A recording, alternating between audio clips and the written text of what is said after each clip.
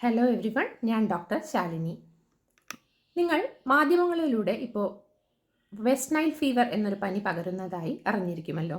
കേരളത്തിൽ ആ പനി പകരുന്നത് കേട്ട് ഭയപ്പെട്ട് പലരും കുഞ്ഞുങ്ങളെ പനിയുമായി, പല പാരൻസും കുഞ്ഞുങ്ങളെ പനിയുമായി ടെൻഷൻ അടിച്ച് ഓടി വന്ന് കാണിക്കാറുണ്ട്.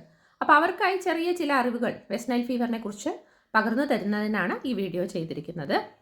എന്താണ് വെസ്റ്റ് നൈൽ ഫീവർ? ഒരു വൈറൽ ഫീവർ ആണെന്ന് മിക്കവർക്കും ബോധ്യപ്പെട്ടിട്ടുണ്ടാവും.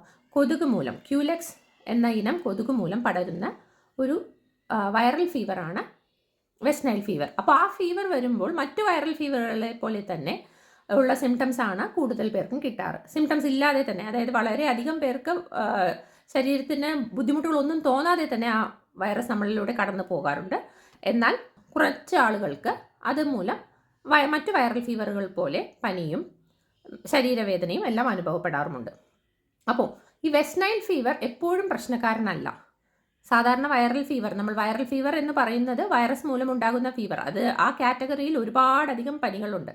അപ്പോൾ ആ മറ്റു പനികളുടെ കൂട്ടത്തിൽ മൈൻഡ് ചെയ്യപ്പെടാതെ പോകുന്ന ഒരു പനിയായി മാത്രം വേണമെങ്കിൽ നമ്മളിൽ ഉണ്ടാകാം. അതായത് ചെറിയ രീതിയിൽ ജലദോഷം, ചുമ, ശരീരവേദന, തലവേദന എന്ന രീതിയിൽ ഒരു പനിയായി 2-3 ദിവസം നിലനിൽക്കുന്ന പനിയായി അത് മാറാം. അതല്ലെങ്കിൽ വളരെ ചുരുക്കം ചില ആളുകളിൽ ഈ പനി മറ്റവയവങ്ങളെ, അതായത് തലച്ചോറിനെയും എല്ലാം ബാധിച്ച് ഫിറ്റ്സ് അല്ലെങ്കിൽ സീഷർ, അതായത് അപസ്മാരം പോലെയുള്ള അവസ്ഥയോ ഓർമ്മക്കുറവോ അല്ലെങ്കിൽ ബോധം പോകുന്ന നിലയിലോ തലയിൽ നീർക്കെട്ട് വരികയോ അങ്ങനെയുള്ള മാറ്റങ്ങൾ സംഭവിക്കുമ്പോഴാണ് വെസ്റ്റ് നൈൽ ഒരു വില്ലനായി മാറുന്നത്. അപ്പോൾ ഇത് ഏത് നേരത്തെ ആർക്കാണ് വില്ലത്തരം വരിക എന്നത് പ്രവചിക്കാനാവാത്തതിനാൽ തന്നെ അത് വരാതിരിക്കുവാൻ ശ്രമിക്കുകയാണ് നമ്മൾ ചെയ്യാൻ കഴിയുന്ന കാര്യവും. ഇതിന് മറ്റൊരു കാരണം കൂടിയുണ്ട്. വെസ്റ്റ് നൈൽ ഫീവർ പോലുള്ള വൈറൽ ഫീവറുകൾ, വെസ്റ്റ് നൈലിലല്ല, ഒട്ടുമിക്ക വൈറൽ ഫീവറുകൾക്കും ഉള്ള പ്രത്യേകത എന്തെന്ന് വെച്ചാൽ അതിനെതിരെ പ്രവർത്തിക്കുന്ന ആൻറ്റി വൈറൽ ഡ്രഗ്സ് വളരെ കുറവാണ്. വളരെ ചുരുക്കം വൈറൽ ഫീവറുകൾക്ക് എഗെയിൻസ്റ്റായി മാത്രമേ നമുക്ക് ആൻറ്റി വൈറൽ ഡ്രഗ്സ് കണ്ടുപിടിക്കാൻ സാധിച്ചിട്ടുള്ളൂ, അത് പ്രവർത്തിക്കുകയുമുള്ളൂ. മറ്റു പലതിനും നമ്മുടെ ശരീരം തന്നെ ആൻറ്റിബോഡീസ് പ്രൊഡ്യൂസ് ചെയ്ത് ഈ വൈറസെ നശിപ്പിക്കുന്നത് വരെയും നമുക്ക് സപ്പോർട്ടീവ് കെയർ കൊടുക്കുക മാത്രമാണ് ചെയ്യാൻ സാധിക്കുക. ഇത് ഡെങ്കി ഫീവർ വന്ന് പലർക്കും അനുഭവമുള്ളതാണ്.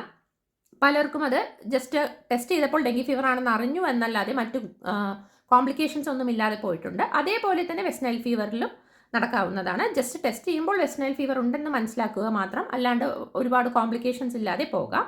പക്ഷേ ഡെങ്കി ഫീവർ മൂലം മരണങ്ങൾ സംഭവിച്ചതും നമുക്കറിവുണ്ട്.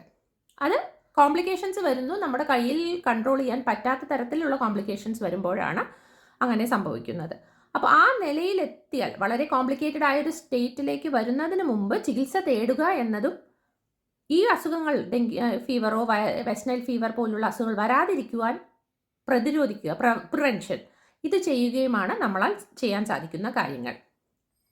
ഈ 2 ഘടകങ്ങളിലേക്കുള്ള ഇമ്പോർട്ടൻസ് പറഞ്ഞു തരാനും അതിനെക്കുറിച്ചുള്ള ഡീറ്റെയിൽസ് പറഞ്ഞു തരാനുമാണ് ഈ വീഡിയോ. അപ്പോൾ ആദ്യമായി നമ്മൾ ചെയ്യുന്നത്, എന്തൊക്കെ ലക്ഷണങ്ങൾ കാണുമ്പോൾ ഡോക്ടറെ അപ്രോച്ച് ചെയ്യണം. അസ്വാഭാവികമായ ലക്ഷണങ്ങൾ, അതായത് ഒരു വൈറൽ ഫീവർ എന്ന് പറയുമ്പോൾ നമ്മൾ സാധാരണ നമുക്കറിയാം, ചെറിയ പനി അല്ലെങ്കിൽ ചെറുതായ ഒരു ശരീരവേദന, തലവേദന അതോടുകൂടി മാറുന്നു. എന്നാൽ നമുക്ക് സഹിക്കാൻ കഴിയാത്ത തരത്തിലുള്ള തലവേദന, ശരീരവേദന, തളർച്ച, ഛർദി, ഓർമ്മക്കുറവ്, ഇങ്ങനെയുള്ള സിംറ്റംസ് വരുമ്പോൾ നമ്മൾ ഉടൻ തന്നെ ആശുപത്രിയിലേക്ക് പോകേണ്ടതാണ്. ഡോക്ടറുടെ ചികിത്സ തേടേണ്ടതാണ്, ഉപദേശങ്ങൾ തേടേണ്ടതാണ്. സ്വയം ചികിത്സ, പാരസെറ്റമോളും മറ്റും കഴിച്ച് സ്വയം ചികിത്സ നടത്താതിരിക്കുക. വളരെ കോംപ്ലിക്കേറ്റഡ് ആയ ഒരു സ്റ്റേജിലല്ല നിങ്ങൾ ഹോസ്പിറ്റലിലേക്ക് പോകേണ്ടത്. കോംപ്ലിക്കേഷൻസ് തുടങ്ങുന്ന സ്റ്റേജിൽ വീട്ടിൽ നിന്ന് തന്നെ റെക്കഗ്നൈസ് ചെയ്ത് പോവുകയാണ് ട്രീറ്റ്മെൻറ്റ് ചെയ്യാനുള്ള ഏറ്റവും ഉത്തമമായ ടൈം. അപ്പോൾ ആ സമയത്ത് വേണം. അതുകൊണ്ട് തന്നെ അസ്വാഭാവിക ലക്ഷണങ്ങൾ എന്തെങ്കിലും കണ്ടാൽ ഉടനെ തന്നെ ഡോക്ടറെ അപ്രോച്ച് ചെയ്യുക. ഇനി ഇതെങ്ങനെ, ഞാൻ പറഞ്ഞു, നമുക്ക് ചികിത്സിക്കുന്നതിനേക്കാൾ പ്രതിരോധിക്കുകയാണ് ഏറ്റവും അത്യാവശ്യം ഇത്തരം വൈറൽ പനികൾക്കെതിരെയായി. അപ്പോൾ നമുക്ക് അറിയാം, ഇത് പരത്തുന്നത് കൊതുകാണ്. ക്യൂലെക്സ് എന്ന തരത്തിലുള്ള കൊതുകുകളാണ്. ആ കൊതുകുകൾ മലിനജലത്തിലാണ് വളരുന്നത്. അതുകൊണ്ട് തന്നെ ജലം കെട്ടിക്കിടക്കാതിരിക്കുവാൻ വളരെയധികം നമ്മുടെ വീടിൻ്റെ ചുറ്റും മലിനജലം, ശുദ്ധജലമായാലും കൊതുക് വളർത്തും വേറെ ഇനം കൊതുകുകളാണ്. അപ്പോൾ 2 തരത്തിലായാലും ജലം കെട്ടിക്കിടക്കുന്നത് തടയുക. ജലം കിടക്കുന്ന തരത്തിലുള്ള കാര്യങ്ങൾ വീട്ടിലുണ്ടെങ്കിൽ അത് നികത്തുക. ഇതുകൂടാതെ തന്നെ കൊതുകടി ഏൽക്കാതിരിക്കുവാനും ശ്രദ്ധിക്കുക. കൊതുക് അധികമായി ഉള്ള സമയങ്ങളിൽ പുറത്തിറങ്ങാതെ ഇരിക്കുക.